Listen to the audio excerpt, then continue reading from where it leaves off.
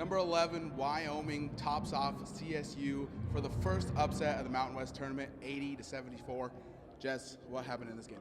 So in the pregame, we talked about how Hunter Maldonado was going to need support from his surrounding crew, but it actually ended up being Nico Carvacho and Isaiah Stevens who needed that support. I mean, you think about people like Adam Thistlewood and David Roddy, 0 points combined in the first half.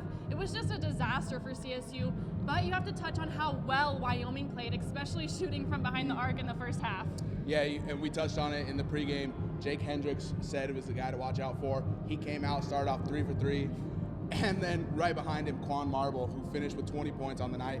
It seemed like Wyoming just couldn't miss, even though they were the worst shooting team in the Mountain West all year. Absolutely, and we talked about it. I mean, it was a complete shock, but after the game, Nico Medved said he wanted to make sure that everyone realized that the Rams didn't overlook Wyoming by any means, but Wyoming said that they felt overlooked by the rest of the conference for sure. I mean, they only had 2 conference wins going into today's game. This was a huge upset, and I think it's shocking to a lot of people today.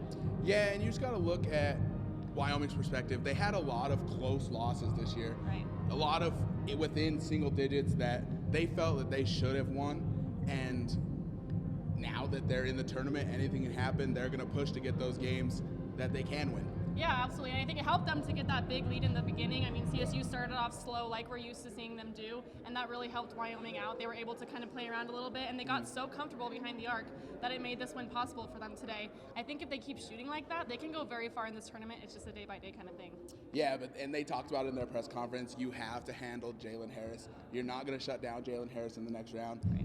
They said if Malachi Flynn was player of the year, Jalen Harris is right underneath him, should have been there, but if you play the way that you played tonight, shooting those threes, you're going to have a good rest of the tournament. Absolutely, and I think one thing we should touch on today is although this was not the way that CSU wanted it to go, Nico Carvacho, being a senior, it was his last game, most likely as a Ram, depending on whether they do some postseason play or not. We're not sure about that yet, but his free throws have been questionable for his entire career, and today he did go 6 for 6 behind the charity stripe. So a little bit of a feat there for the Rams. Yeah, that was. You're sitting there watching, and Nico's been a 50% free throw shooter all year.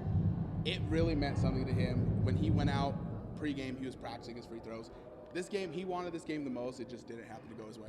Absolutely. So there are 3 seniors at CSU will be graduating. Whether they get to play a little bit more in the postseason or not, we'll have to wait and see.